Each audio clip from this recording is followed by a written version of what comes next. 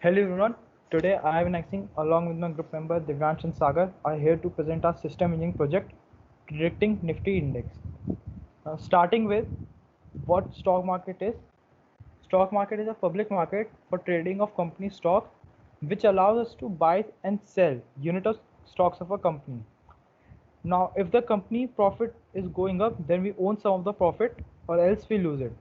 Our next question that arises is what is the meaning of stock? A stock is a general term that is used to describe the ownership certificates of any company. We can read we can read a stock table through six basic parameters which are date, which means the day on which the stock was traded. High means the highest price at which the stock was traded during that course of the day. Close refers to the last price at which the stock was traded during that day. Open means the first trade for any listed stock, the opening price of it. Low means the lowest price the stock hit that particular day, and volume means the number of shares or number of stocks that were traded on that day. So now talking about a problem statement of the project, our main aim is to accurately predict the future Nifty index price. Next slide. So the most important thing in our project is the data set we are working on. To get the best prediction of the values of Nifty index, we have to get the most accurate values of the past. So we have taken all those 49 companies which come under Nifty 50 to predict the data. Next slide. Our whole project is divided into three parts. That is, first is data scraping, second is data regression, and third is the final model. Next slide. Now the first part, data scraping, this is done by me. In this part, first of all, to get the ticker symbols of the company which come under Nifty 50, we have used Wikipedia their website to get those names, and to save those names we are using Beautiful Soup. That is, we are doing web scraping to get those names, and to get the prices of the past we are using Quandal API. Now coming to data regression, this part was done by me.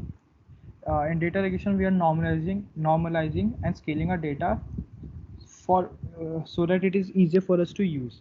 After dropping all the 9 values, we are comparing a future Nifty price to our current closing price, and then labeling our data set from 1 to 0. Then we are giving this value or data set to LSTM for prediction. Now I would like to explain how we have built our final model. After getting the pre-processed data that we generated, we divide it into two parts in a ratio of 8:2 for training and testing respectively. We have added 3 layers of LSTM and 2 dense layers, and we have set the value of epoch to be 15, which basically means that our learning algorithm will work through the entire dataset for 15 times. So what is LSTM? LSTM network are a type of recurrent neural network which is capable of learning order dependence in a sequential prediction problem. So we have only 3 basic requirements of a neural network. That is, it should be able to store information for a particular period of time. It should be resistant to noise, and the parameters should be trainable. So after learning of data, we would use the matplotlib library to plot the data. In blue, we have plotted the prediction of Nifty 50 index, and in green, we can see the actual graph of Nifty 50. We observe from our project that the validation accuracy is 50% and validation loss percentage is 72.62%. Now let us look at the working of a code. First of all, in our code, we are using these following libraries for the better working. Now, starting out with the web scraping part, this part is run by me, Divyansh Bhadoria. In this part, first of all, we have used a Quandal API to get those past values, and we have used it for the prediction part. We have used this past data from the date 2014 422 to end date 2020 419. These data are significant because only this data was consistently available. Now starting out the web scraping part, we have four functions. first function is Nifty 50 list. In this function, basically, we are getting the name of the 50 companies which come under Nifty 50 in present 2021. Now talking about second function, Nifty 50 list. In this function, we only check if we have already scraped the data, then we will not do it again, and if it is not present, then we will scrape it again. Now talking about third function, get stock data from Quandl. In this function, we fetch the past prices in form of a .csv file from Quandl, and we store them in a folder. Now talking about the fourth function, load function. Load In this function, we are basically creating a new CSV file and storing all companies' closing price and closing volume in a new CSV file. Coming to a data regression part, this part was done by me, Vinayak Singh. In this part, we have defined two variables, series length and predict length. The value of series length is defined as 30 and value of predict length is 7. The series length is the data of previous 30 days, which we are using to predict the price of the next 7 days of predict length days. We have in the data regression, for the data regression part, we have defined function, the scale data, which is used to scale or which is used to scale the data and bring them from the range from -1 to 1. Another function that we defined in this is process data. In process data method, we are introducing a column of future price in which we are shifting all our closing price by our predict length, and then we are labeling our whole data set by 1 or 0.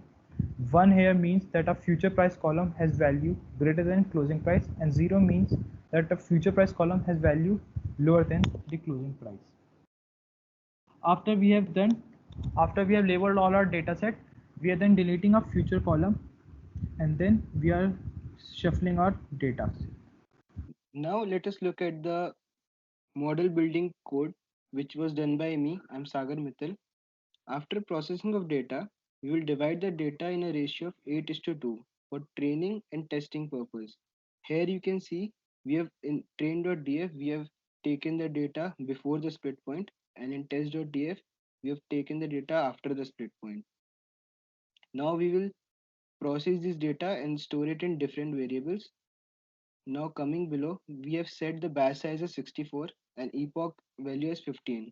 We have seen what epoch does in the slides. Now let us look at the build model function. Here we have added three LSTM layers, the first one, the second one, and the third one, which is followed by two layers of two dense layers. This part performs the training of our data and the learning part happens here. Now we will calculate the score in, in this line and print these validation accuracy percentage and validation loss percentage. Now it is necessary for us to show it in a graph. So we will use the matplotlib library to plot our prediction in green color and the actual Nifty price index in blue color.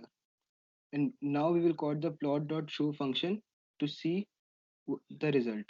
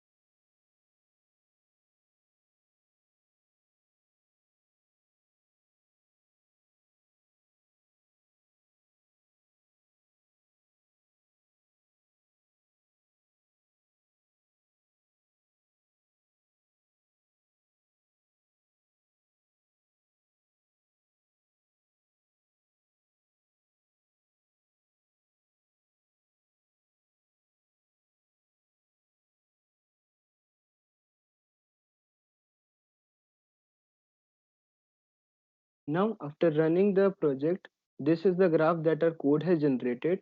In this graph, you can see the green depicts the actual Nifty 50 price movement, and the blue depicts our prediction that our code has generated. In this, you can see the troughs depict the losses, and the peak depicts the gains that we got, and you can see it is accurately predicting in what state the prediction is going to go. In our project, we have used the following references to guide us swiftly through the project: MIT OpenCourseware through 3 Blue 1 Brown, Rachel Thomas Linear Algebra, and Coding Blocks Data Science course. Now, on final note, we would like to conclude that through this opportunity, we got to learn about Python and its libraries and how to do web scraping, data standardization, and applying machine learning algorithms in our project. It was great experience to work on this project along with other members of the group. We would like to thank Animesh sir for giving us this wonderful opportunity. Thank you.